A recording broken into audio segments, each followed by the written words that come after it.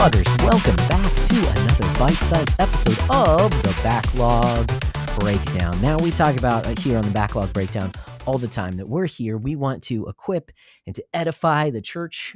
We want you to be able to think about the medium of video games in a God-honoring way.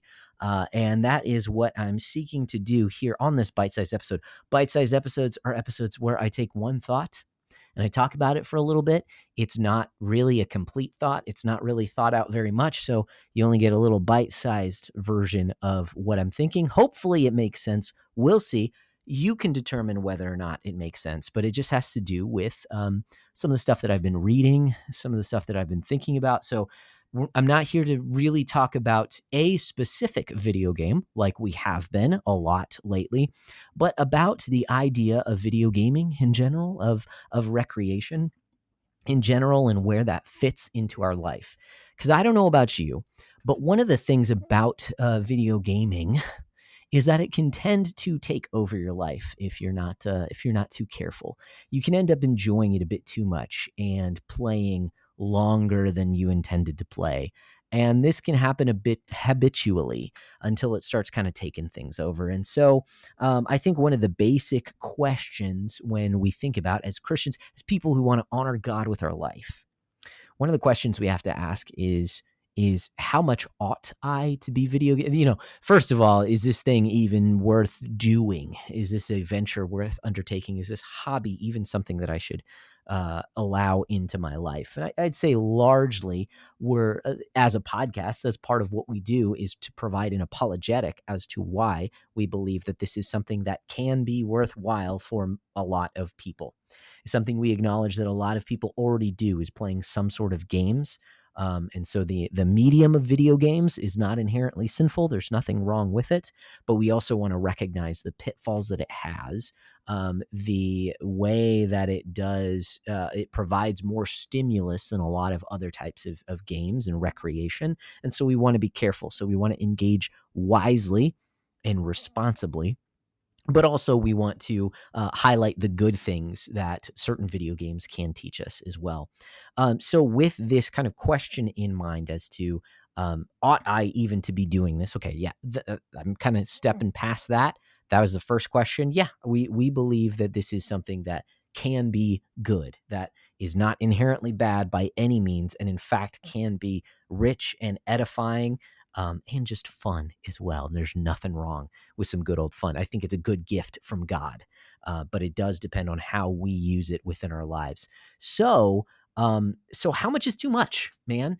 If it has a tendency to kind of take over our lives, then how do we guard against the encroachment of video games into the rest of our life? And for that, I think, the basic idea comes from the book of Genesis. When God created man, he created Adam, he gave him good work to do. So we believe that work is inherently good. It's something that God has given us to go take dominion of the earth, to subdue it, right? As the lords of creation, in the sense, in the stewardship that we have from God. Ultimately, God is Lord over all, but he gives us a stewardship to have dominion over the earth and take dominion, and to reflect his glory to others, and his love and his kindness and his goodness and his rule as well. And so we want to do that, and we do that primarily through our work. Okay, so work is a good thing. And so we want to take that seriously as well, but we also recognize that we need to rest. We need to recreate. We need things in our lives that will help us to find, to recharge. We should not always be working. Though work is a very good thing in and of itself, we are not made to constantly always be on and always be working. We see that in the rhythm that even God gives when he creates the entire world, that there are rhythms of work and rest. This is something we've talked about as a podcast a lot lately. Well, not even lately, just from the inception of the podcast. This is something that we've kind of built our foundation on, is work is good. Recreation is also good as well. So the question is, how do we hold these two things in tension? How do we prevent against only wanting to recreate and and use our hobbies all the time, and how do we prevent it from kind of taking over the good things that God has us to do through work? And also, so some of the questions I think is, how do we calibrate our conscience properly? Because sometimes where our conscience is dulled, if we, again, habitually partake of too much video games or too much recreation or too much of one thing or another. Or on the other side, if we're working too much, if we're running ourselves ragged, how do we recalibrate our conscience so that we can know how much is right and good and what those rhythms ought to be? And on the one hand, the answer is it depends. Okay, well, that is a very terrible answer because that's almost a non-answer, and yet at the same time, it's a good answer. It's a good starting place is to recognize that it does depend on your situation in life. It depends on your season of life and the responsibilities that you have as to what work you ought to be doing and how much time that you should be spending trying to not reset but recharge and rest. Okay, because that those rhythms are not the same for everyone, because everyone has certain measures of responsibility within your life. You have responsibility over your own life, the way that you use your time. If you are a husband, you have responsibility for your wife as well, to make sure that you are taking care of her and nurturing her as well, and investing in that relationship. And if you're a husband, for us guys, if you're a father, how much time are you spending with your kids? How much are you intentionally investing into your kids, and what the responsibilities there? And of course, your work outside the home. How much time are you spending there? So it's different for each person. And so how can I both say, oh, well, it depends, but also give us some guidelines so that we can actually know what is good to partake of? How much should we be working, and how much should we be resting as well? And I would like to present, and I mentioned this on a previous podcast, but this is kind of the kernel, the idea behind this bite-sized is when I came across this metric for measuring how much we ought to work and how much you ought to rest. I thought that this was a breath of fresh air, is because some people will tell you to hustle, right? To work as hard as you can, grind, rise and grind, right? Go as hard as you can so that one day you can rest. But I'll sleep when I'm dead. And that's not realistic. I think that's also denying our limitations as human beings, and that is railing against the Creator who made us with inherent limitations. So I think I know for me, that mindset it is an act of rebellion against the God who created me and created me to rest as well. And I would challenge anyone who holds that type of mindset to make sure that is not a part of your heart as well, that you're trying to fight against your natural limitations. Because I know for me, that's definitely an element in there. And I lost my train of thought there about what I was. The metric for measuring how we know how much work, how much rest. And I think that metric is faithfulness. I mentioned earlier about how we are stewarded our lives, our very lives, by God. God has dominion over the earth. He tells us to take that dominion on his behalf. God has stewarded to us the responsibilities that we have in our lives. For me, I am a steward of my wife, who's been put in my life, my kids who've been put in my life, the church that I'm helping to oversee as an associate pastor. I have some real responsibilities in my life. And the question becomes not how much work can I do for all of those different domains until I drop dead. The question is, am I being faithful to the responsibility that God has placed in my life? Can I go before the Lord with a clean conscience and say that I have worked to the best of my ability within my limitations, and I have been faithful to the call that you have put on my life? Now, admittedly, this idea, this metric of faithfulness to God is one that I've stolen whole-handedly from someone else, from Redeeming Productivity. I can't think of his name off the top of my head, but he has a podcast, YouTube. He also has a book as well, Redeeming Productivity. Go check him out. He's got a bunch of really cool stuff about productivity, and he's where I got this metric from. But it's also a reminder of, like I've been talking about, our limitations and the way that we've been created. This also came up for me as I read through a book recently by Doug Wilson called Productivity that talks about this. And this is where I mentioned it on the podcast previously, and where I think this really, it helps as well, is to recognize, because so often in kind of the hustle culture and the productivity mindset, we think if we can just figure out like the perfect routine, the perfect morning routine and daily routine and an ideal week and things like this, if we can iron all that out, man, then I can just run the program and life is going to be so much better. And yes, there are plenty of ways to do better, to optimize what we have. However, there is no perfect routine, because you were not made to just run a program, because you are not a machine. Okay. Some days you might just wake up exhausted. And what do you do then?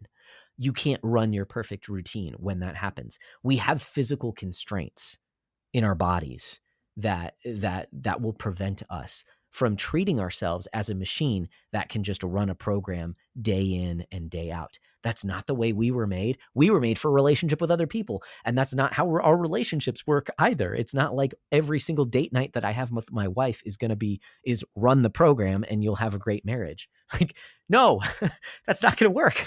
I mean, I say that. I don't know about your wife, but certainly not with my wife. That's not the case. And that's not the case with my kids either. That's not the case with the way that I try and pastor and shepherd the flock that God has allowed me to oversee in some capacity as well.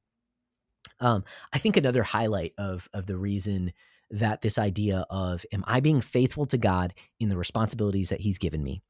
I think one of the upsides of viewing things through that lens, as opposed to, am I accomplishing everything I need to, but am I being faithful in all these things, is that it prevents the comparison trap.